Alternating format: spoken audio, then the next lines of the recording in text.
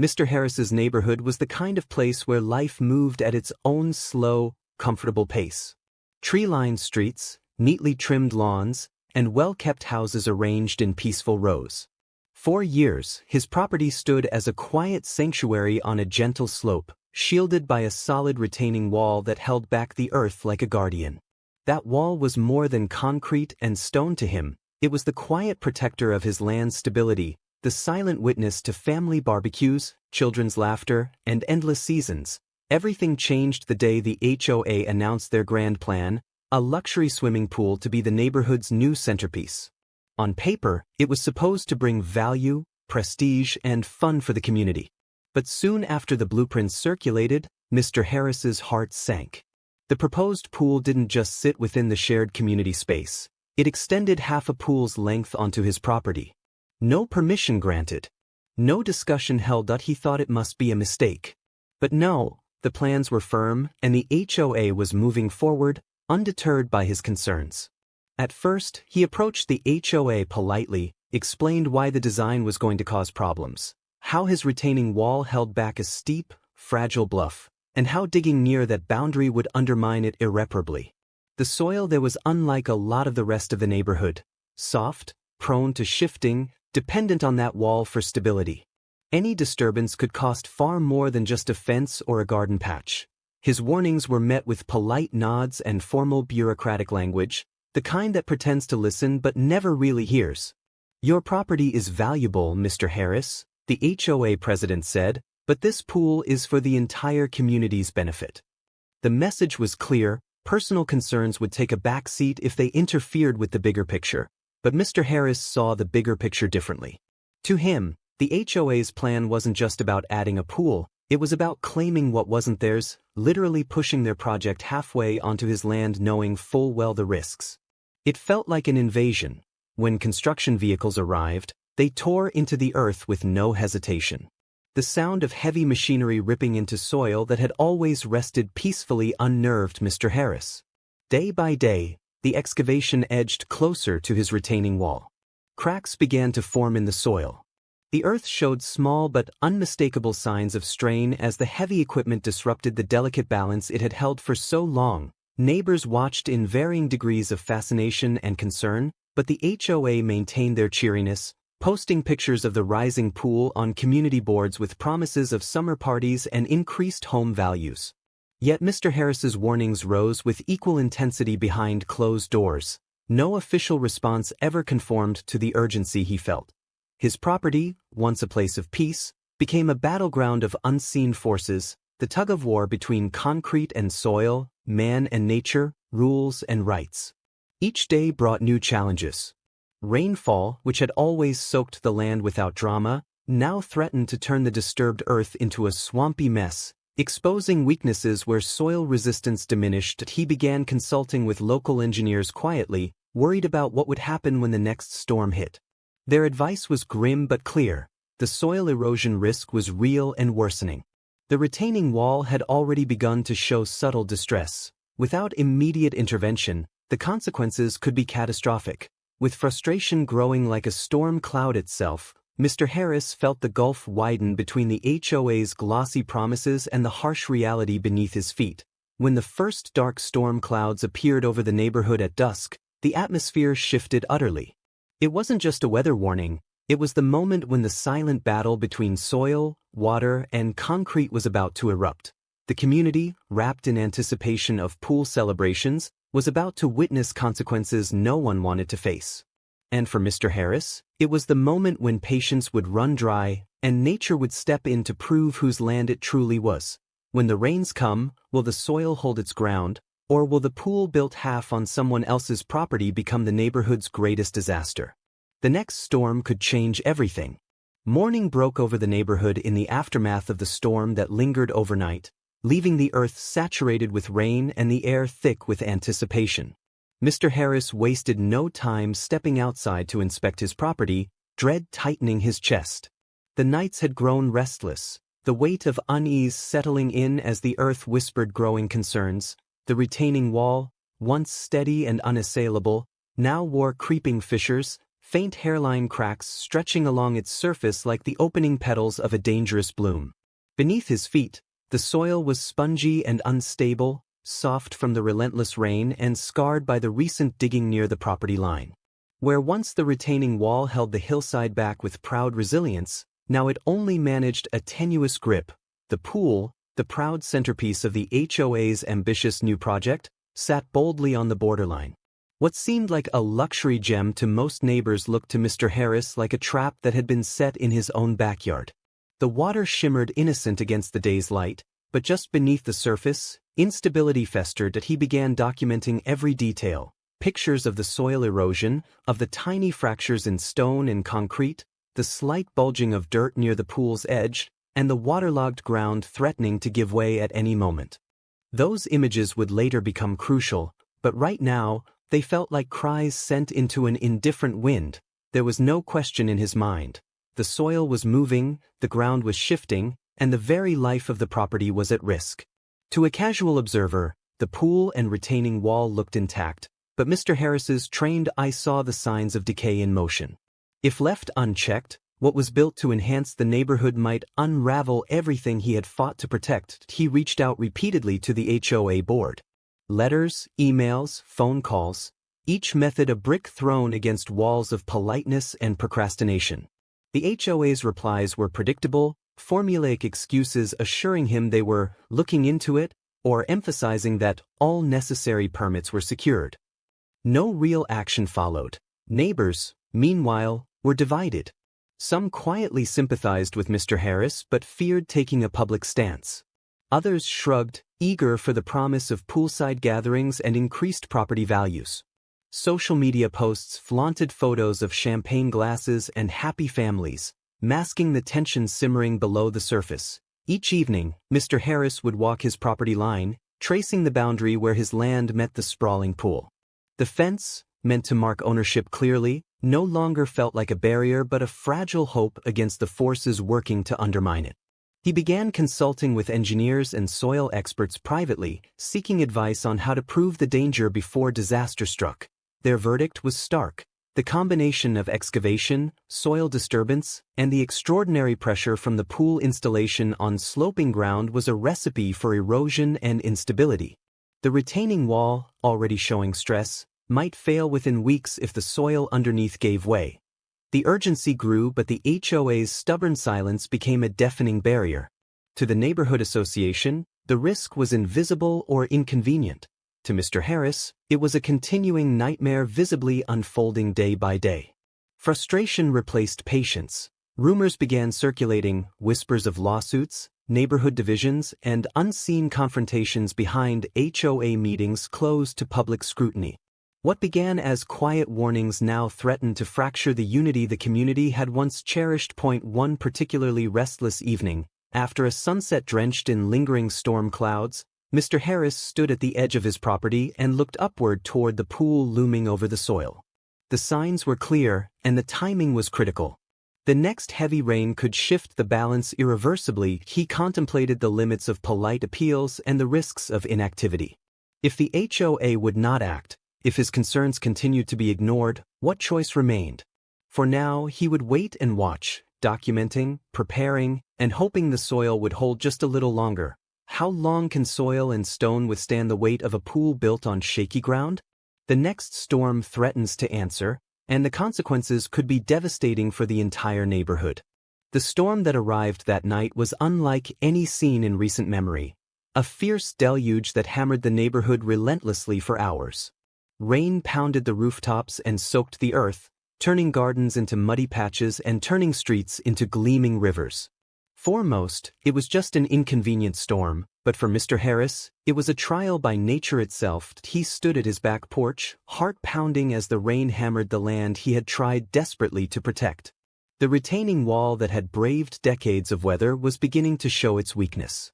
The soil below, already saturated and undermined by construction nearby, began to soften in an alarming way. At first, the changes were subtle.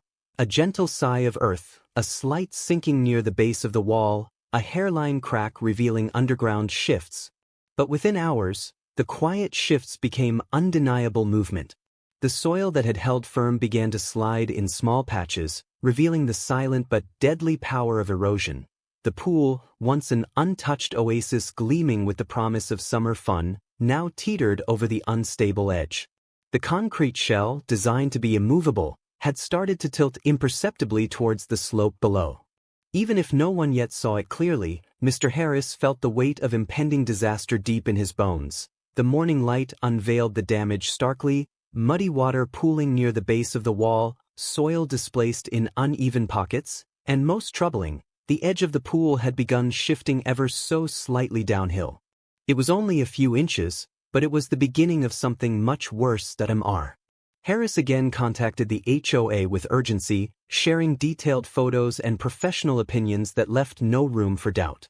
The soil erosion was active, dangerous, and worsening with every rainstorm. He insisted on a halt to the pool's use and called for emergency inspections, but responses came slow and distant, actions delayed by bureaucracy, divisions, and denials.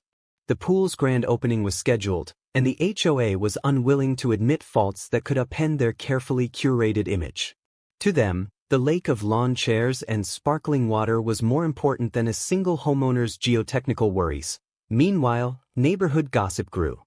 Some residents quietly supported Mr. Harris's stance, understanding the risks he presented. Others labeled him a troublemaker, afraid his fears might stop the project and spoil the community's new attraction.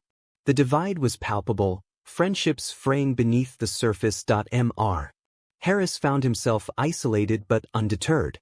He spent long days cataloging every sign of soil movement and every crack in the retaining wall. He consulted geologists and engineers more deeply, learning that the disturbed slope wasn't just soft, it was actively shifting under the pull of nature and human interference. The pool's base, constructed on partially excavated land with compromised soil compaction, was fundamentally unstable. The design flaw could not be patched overnight. Rain or shine, the earth was losing the battle. Deep in the community, murmurs of legal action echoed. Yet the HOA continued to stall, convinced that image and momentum were more valuable than safety. These delicate balances of power frustrated Mr. Harris to no end.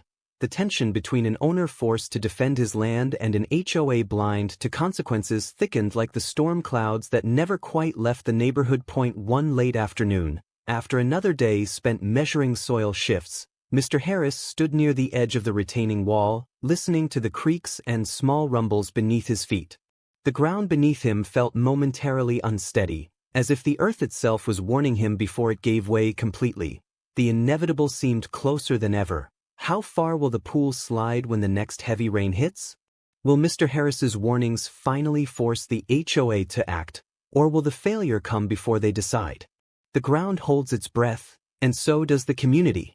After weeks of warning, frustration, and watching the land betray itself inch by inch, Mr. Harris reached a decision as heavy as the earth he stood on.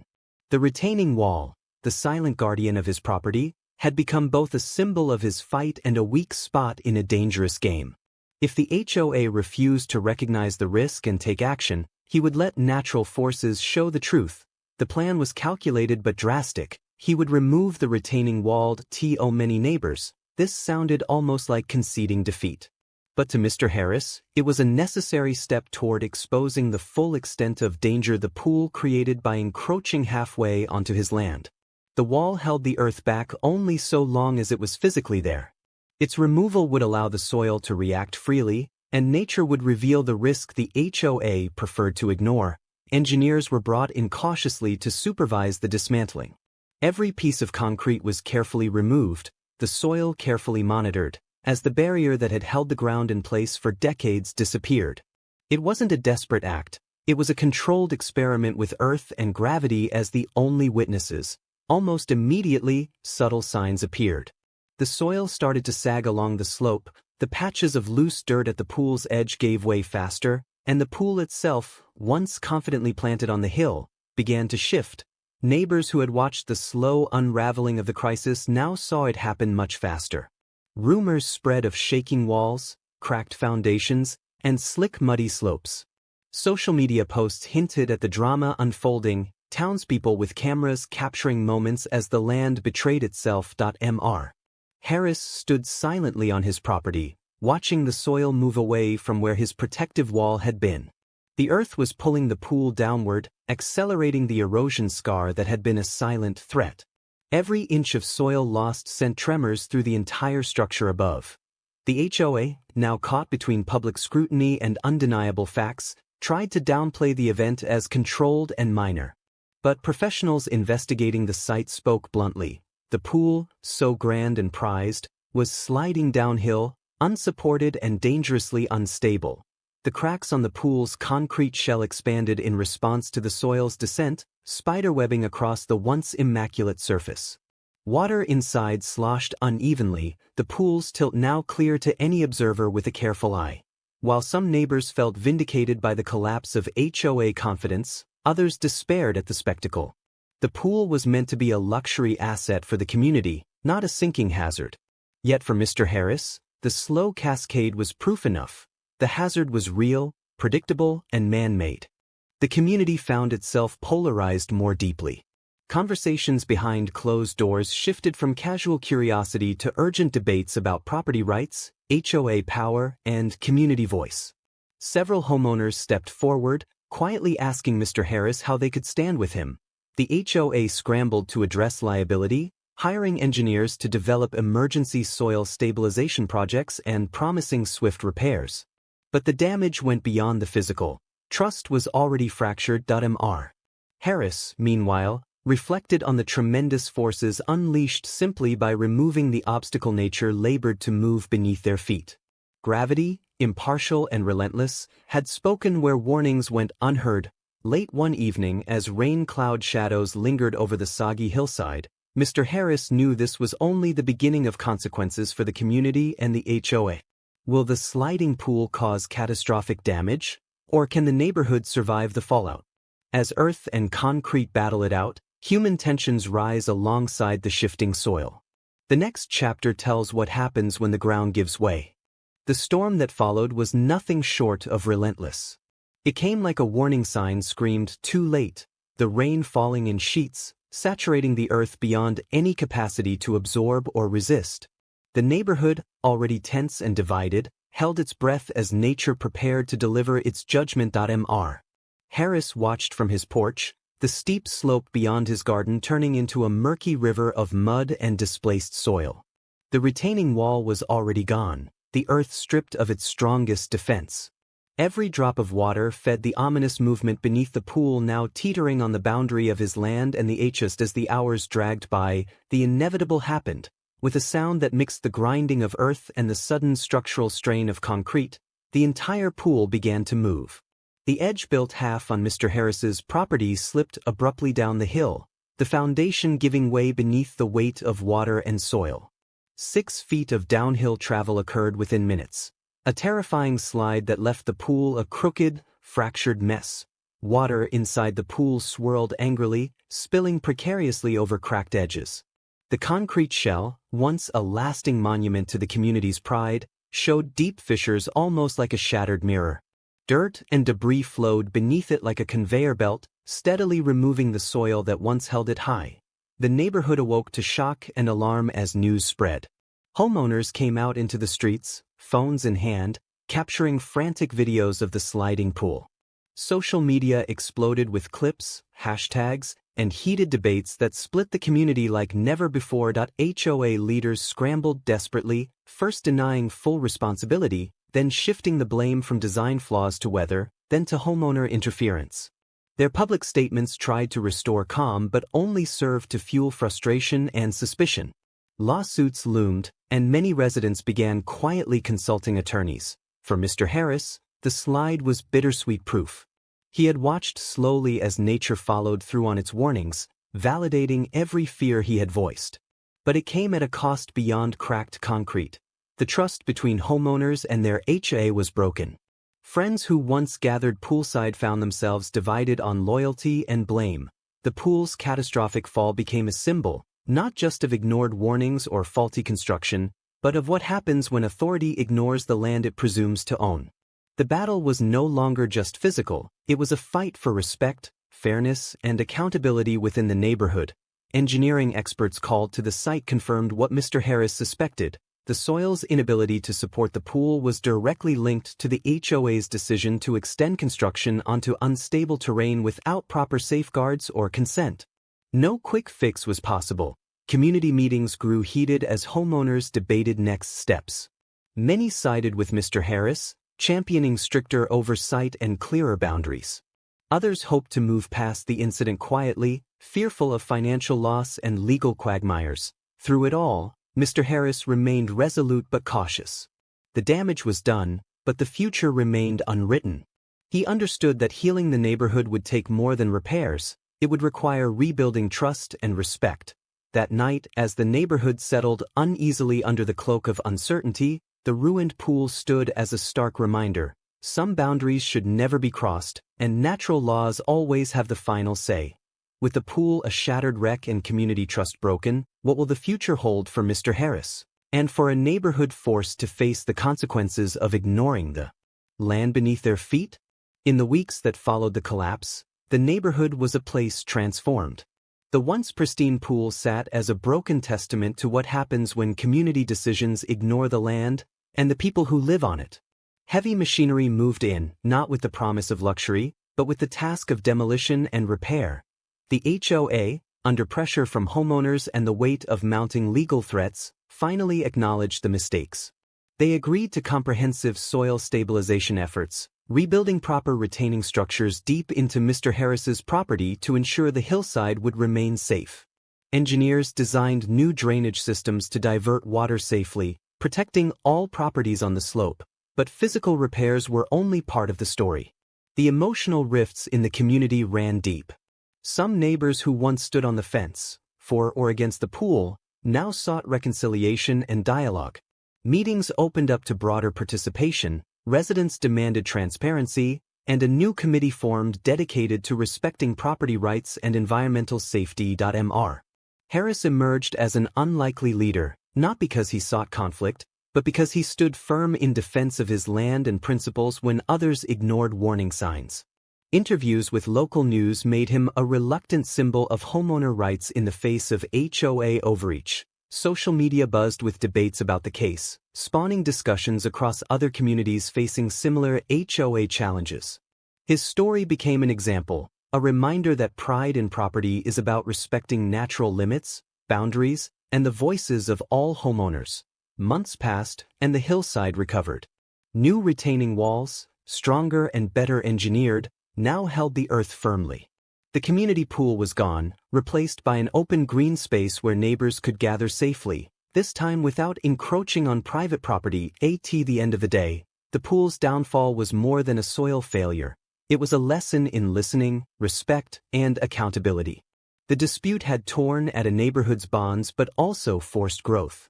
Mr. Harris's quiet resolve showed that standing firm isn't just about property lines. It's about protecting what makes a home worth defending. If you enjoyed this story of community conflict, natural consequences, and standing up for what's right, be sure to leave a comment below and share your thoughts.